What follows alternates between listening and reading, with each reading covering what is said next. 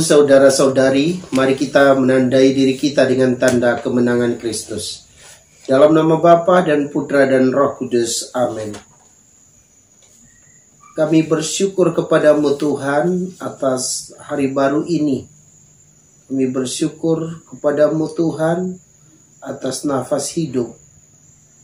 Kami bersyukur kepadamu ya Tuhan atas rahmat kesehatan dan juga perlindungan serta segala berkat yang kami terima. Seraya memohon kepadamu, bantulah kami dengan Roh Kudus, agar kami dapat memahami akan firman-Mu ini dan melaksanakannya di dalam kehidupan harian kami. Bersabdalah kepada kami siap mendengarkannya. Doa ini kami sampaikan kepadamu dengan perantaran Kristus Tuhan kami. Amin. Firman Tuhan diambil dari Injil Suci menurut Markus, bab 8 ayat 14 sampai 21.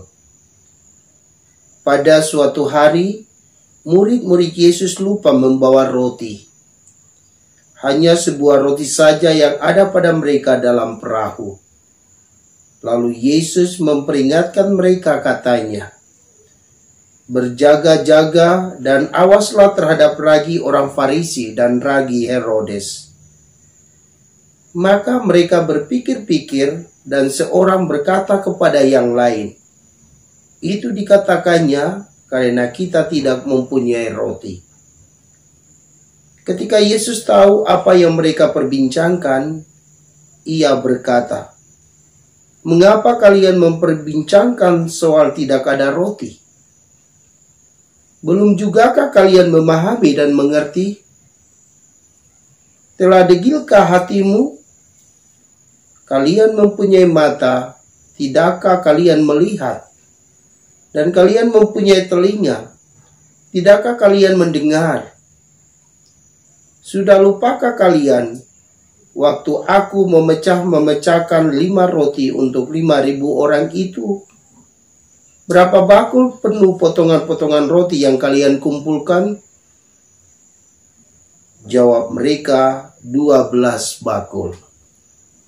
"Dan pada waktu 7 roti untuk 4.000 orang itu, berapa bakul penuh potongan-potongan roti yang kalian kumpulkan?" Jawab mereka, 7 bakul. Lalu kata Yesus kepada mereka, "Masihkah kalian belum mengerti?" Demikianlah sabda Tuhan. Shalom Bapak Ibu, Saudara dan Saudariku yang Tuhan Yesus kasihi. Ketika Yesus memperingatkan para muridnya untuk berjaga-jaga dan awaslah terhadap ragi orang Farisi dan ragi Herodes, para murid tidak mengerti apa maksud pernyataan Yesus ini. Mereka berpikir bahwa Yesus mengatakan demikian karena mereka tidak mempunyai roti. Hal ini sungguh-sungguh terjadi, bahwa mereka tidak mengerti.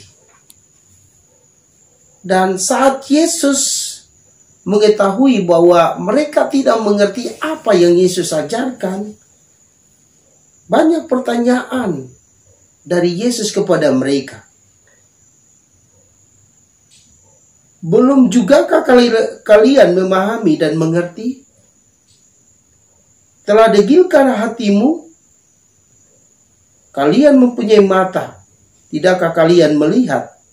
Dan kalian mempunyai telinga, tidakkah kalian mendengar?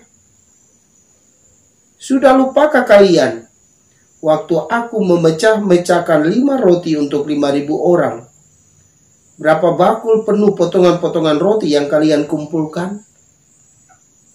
Inilah pertanyaan-pertanyaan yang Yesus sampaikan kepada para muridnya untuk membuka pemikiran mereka agar mereka mengerti apa yang Yesus maksudkan. Bapak Ibu, Saudara-saudari yang Tuhan Yesus kasihi. Sebagai murid Tuhan, kita juga mengalami hal yang sama. Yesus telah bersabda kepada kita tentang hal kerajaan sorga. Dan kita juga telah membaca sabda Tuhan di dalam Injil. Tetapi acap kali juga kita tidak mengerti apa maksudnya Tuhan Yesus kepada kita.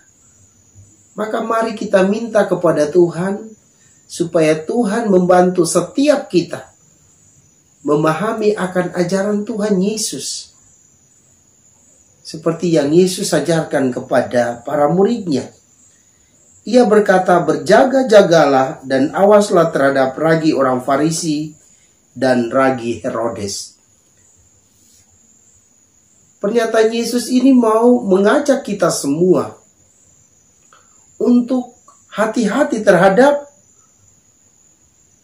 orang Farisi dan Herodes yang selalu mementingkan dirinya sendiri, yang tidak percaya kepada Yesus.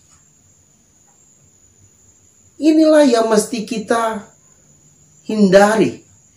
Inilah yang mesti kita pahami, sehingga kita tidak mengikuti perkataan mereka, tindakan mereka yang tidak sesuai dengan ajaran Tuhan Yesus. Karena kita tahu bahwa orang-orang Farisi tidak percaya kepada Yesus. Kemarin di dalam bacaan kita dengar bahwa mereka minta tanda dari Tuhan Yesus.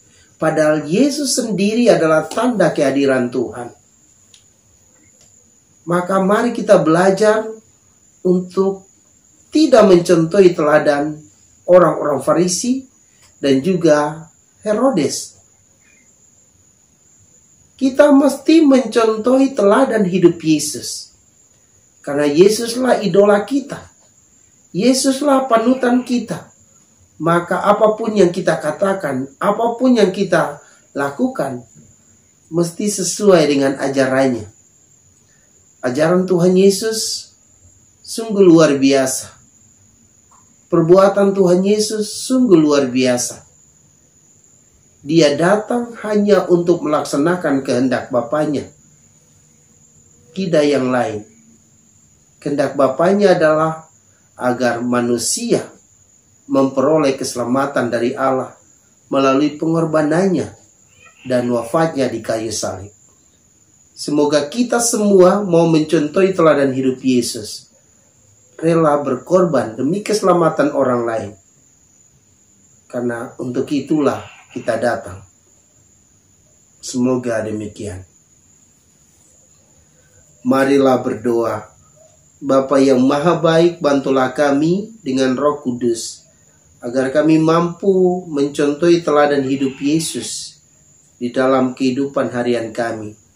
Dan kami juga mampu untuk bertahan, bahkan menolak sikap-sikap yang sering mengarahkan kami kepada sikap orang-orang Farisi dan Herodes.